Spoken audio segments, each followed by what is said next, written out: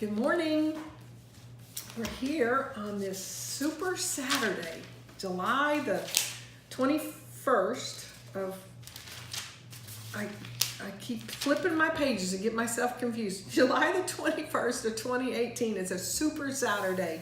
I hope you guys are enjoying having access to the daily Bible study 7 days a week. We're continuing on in Chronicles. Solomon is building the temple. And I just want to give you an overview of what I got out of this morning's reading. Every detail was important of the temple. What I really got out of this morning's reading is Solomon built the physical temple. But every single time I read these, God is telling me to continue to build the temple for his spiritual dwelling place. So his spirit dwells inside of me. This physical body is the temple. And I just will share with you, I'm transparent. I've lost 18 pounds. I got a long ways to go. My eating has changed. The desire for food has changed. And that is a result of the many times of reading about this. He continually tells me, build the temple. Now, there was a whole lot of stuff that had to go ahead of that. I had to have revelation knowledge of his Holy Spirit living in me, the indwelling of his Spirit, the abiding of him and me and him first. And that started the, what is the word I'm looking for? That started the supernatural process. That's not the word I'm looking for. It's like a combustion. It's like an explosion. It's a combustion that started happening from the inside out. Once I got that revelation knowledge of the oneness I have with him inside of me, that this physical body is the temple. And it no longer was just a cliche, no longer just a religious thing that I said, but a true revelation knowledge of him living inside of me.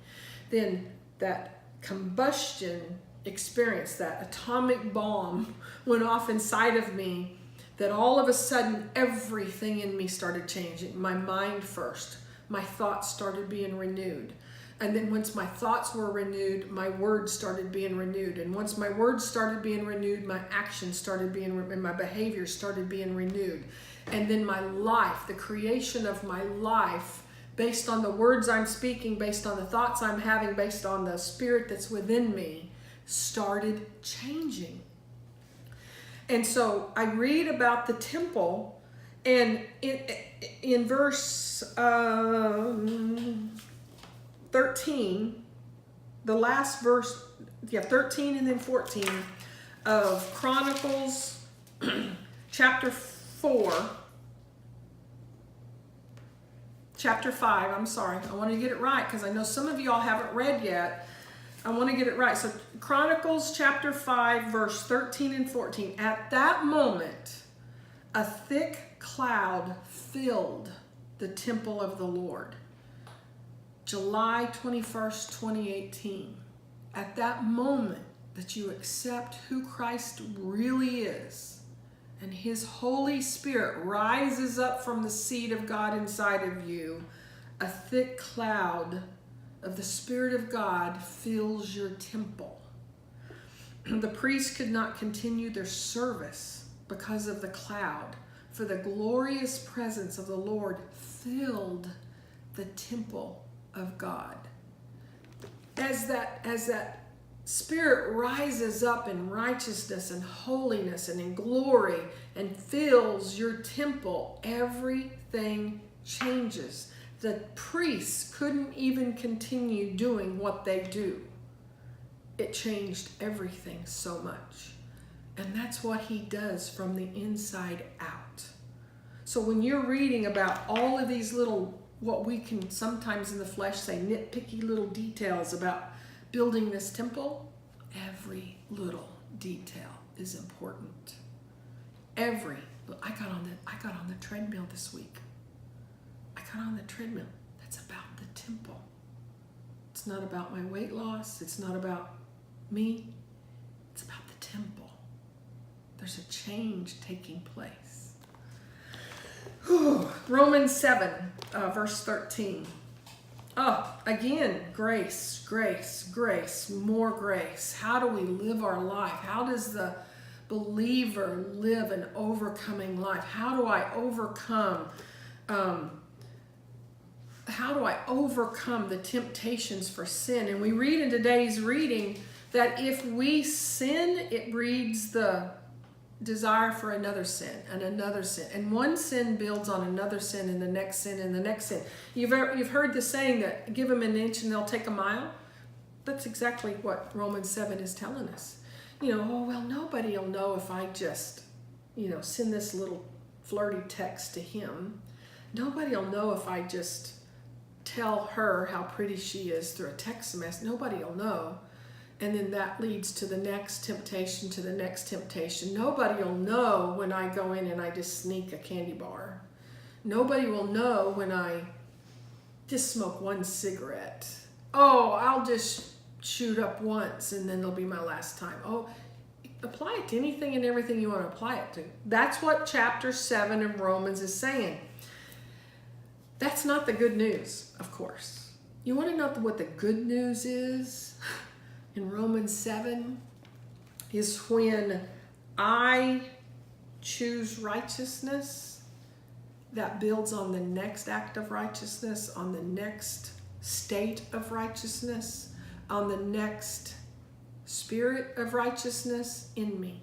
So just like sin breeds sin, righteousness breeds righteousness is what Romans chapter 7 says. So every single time I choose the spirit way and not the flesh way, my spirit grows and it grows and it grows and it grows to where the things that I used to do aren't even a temptation for me anymore. The things I used to desire is not what I even desire to do anymore. I would desire to do more good. I desire to be more. I desire to allow me to be less and him to be more in me.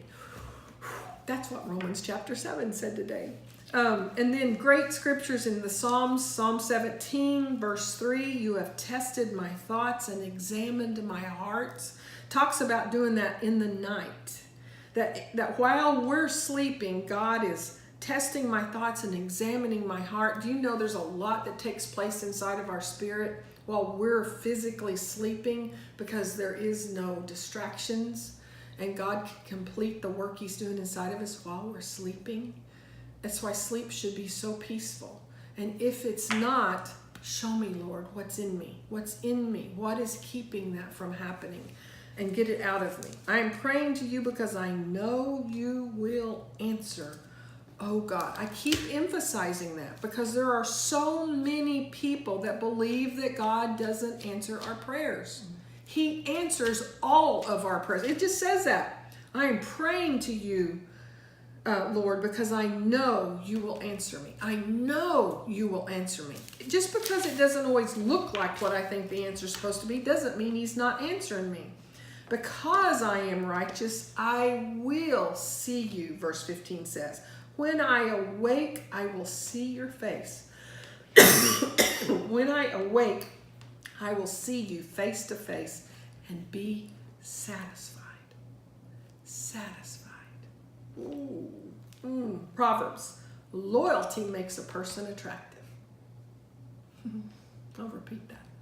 Loyalty makes a person attractive. You could have the most handsome or beautiful spouse in all of creation, and the moment you sense they're not loyal to you, they become quite ugly.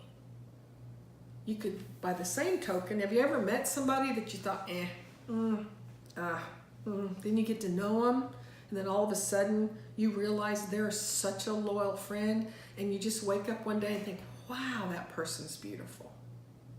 Loyalty makes a person attractive. It's better to be poor than dishonest. Fear of the Lord leads to life, bringing security and protection from harm. We can live our life with the knowledge that God is protecting our life. You're protected, you're loved, you're blessed. And I'm so glad that you're following along on these videos. Thank you.